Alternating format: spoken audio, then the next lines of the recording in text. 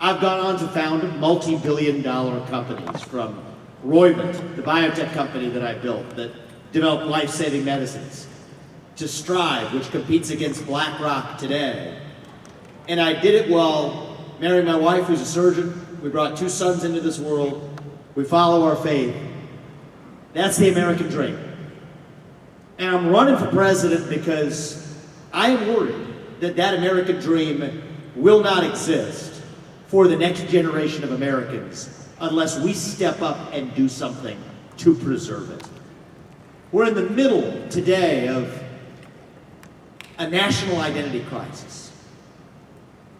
Faith, patriotism, hard work, family. These things have disappeared, only to be replaced by new secular religions in America. Wokeism, gender ideology, climatism, COVIDism, depression, anxiety, drug usage, suicide. These are symptoms of a deeper void of purpose and meaning in our country. And I'll tell you this as a member of my generation. I'm a millennial. I'm the first millennial ever to run for U.S. president as a Republican. Thank you, I appreciate that. I'll tell you something about us millennials. I think it's true of all of us. It's definitely true of people my age and younger in this country. We are hungry for a cause. We are hungry for purpose and meaning and identity at a time in our national history when the things that used to fill that void, belief in country, hard work, family, these things have disappeared. That leaves a black hole of a vacuum in its wake. And when you have a black hole that runs that deep, that is when the poison fills the void. That's what's going on in America today. And what I see in the Republican Party, is what I'm running in as Republican candidate for president, is a movement that has been pretty good at pointing out the problem one at a time. We've always been running from something. But I think that now is our moment to level up and to start running to something. To our vision of what it means to be an American today. That is the question that we ought to answer. Yeah, somebody my age, that question, what does it mean to be an American? You get a blank stare in response. It's like a deer in the headlights moment. That is the question for us now, what it means to be an American today. To me, it means we believe in the ideals that set this nation into motion 250 years ago. Ideals like meritocracy and the pursuit of excellence, that you get ahead in this country, not on the color of your skin, but on the content of your character and your contributions.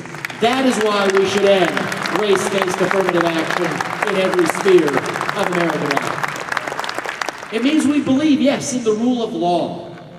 That if you're like my parents, you do get to come to this country legally, through the front door. They followed the rules, they paid their taxes, they did their part. But it also means that your first act of entering this country cannot break the law, because that is what it means to be a nation founded on the rule of law. It means we believe in free speech and open debate, that we don't have a government in this country that uses technology companies to do through the back door what government could not silence through the front door under the Constitution. We believe in free speech. That is what makes us American.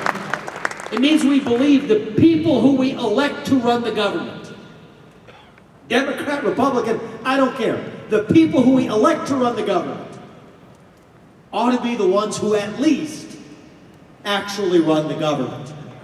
Not this managerial bureaucracy that actually runs the show today. That's what I've said. If you put me in that White House as your president and I cannot collect a paycheck from you all, the taxpayers, for more than 8 years, which I think is a good thing, then neither should any of those federal bureaucrats either. 8-year term limits for the bureaucracy instead of those civil service protections. That's how we drive change. And if there's a government agency that should not exist, I will not make the false promise of telling you that I'll reform that agency. That is a lie. That administrative state, it cannot be reformed, but when an agency should not exist, from the U.S. Department of Education, to the FBI, to the IRS, to the ATF, I will not just pledge to reform that agency, we will go in and shut it down. That is how we restore 3 branches of government, not 4 in this country. See, these are not Republican ideas or Democrat ideas. These are not black ideas or white ideas. These are fundamentally American ideals that we fought a revolution in 1776 to secure. That is what it means to be an American. We believe in those 1776 ideals. Let me tell you what's happened in our country today. The best measure of the health of our American civic fabric, American democracy, is the percentage of people who feel free to say what they actually think in public. Right now, we are doing poorly on that metric. We got to close that gap by more of us starting to have the courage to actually speak the truth in the open again. That is what this campaign is about. We're about speaking the truth without apology. That is what we do as Americans. I go around, we will speak the truth. I will share with you my true beliefs. God is real. There are 2 genders. Fossil fuels are a requirement for human prosperity. Reverse racism is racism. An open border is not a border. Parents determine the education of their children. The nuclear family is the best known form of governance to mankind. Capitalism is the best system known to man to lift people up from poverty. There are 3 branches of government in this country, not 4.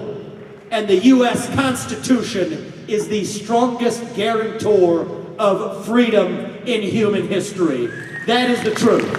We stand up for the truth. We do not back down from the truth. That is what won us the American Revolution.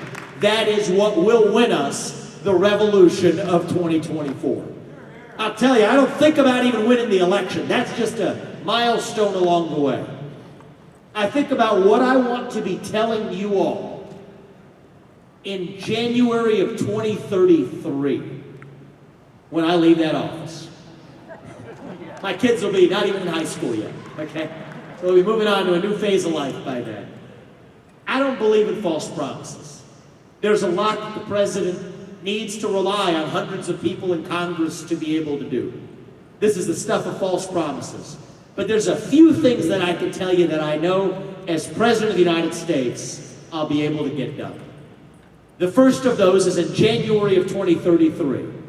We will once again in this country have 3 co-equal branches of government rather than an unconstitutional 4th branch of government. We will have reduced the federal employee headcount by over 75% so that once again the people we elect to run the government will be the ones who actually run the government. I will tell you in January 2033 that we are no longer dependent on our enemy, Communist China, for the way that we actually live our lives. The shoes on our feet to the phones in our pockets, we will not be dependent on an adversary for the way we actually live in this country.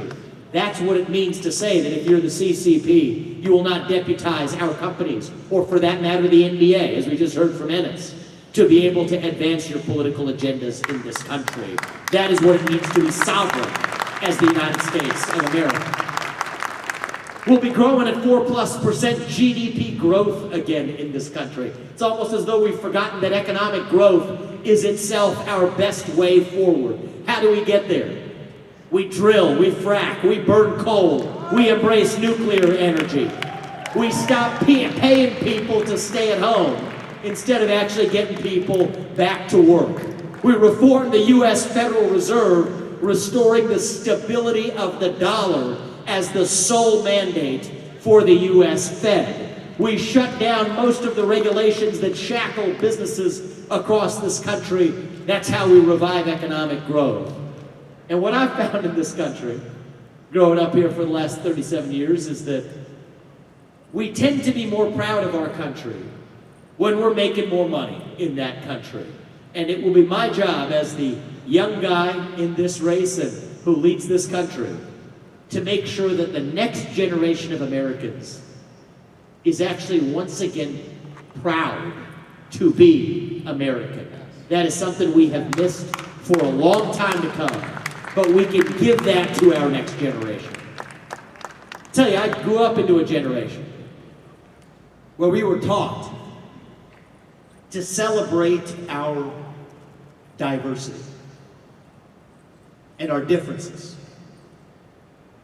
So much that we forgot all of the ways we are really just the same as Americans, bound by a common set of ideals that set this nation into motion 250 years ago. I believe it deep in my bones that those ideals still exist. I believe it that we together can actually work together to revive them. Yes, we are going through hard times in this country. But I'll tell you the same thing that I tell the college campuses as I travel this country. Those are left-leaning audiences. This audience may lean a different way, but the message is the same. Our hardship is not a choice. Hardship is something that happens to us in life. But victimhood is a choice. And hardship is not the same thing as victimhood. We don't choose victimhood, we choose the other thing. That is what makes us American. E pluribus unum, we say for a reason. It means from many, one. That is what won us the American Revolution. That is what reunited us after the Civil War. That is what won us 2 world wars and the Cold War. That is what still gives hope to the free world. And if we can revive that dream over group identity and victimhood and grievance, then nobody in the world, not a nation, not a corporation, not a virus is going to defeat us. That is what American exceptionalism is all about. And that is what we together will revive to save this great nation. Thank you all. Love being here at Freedom Fest. God bless you. God bless your families. God bless our United States. Thank you, man.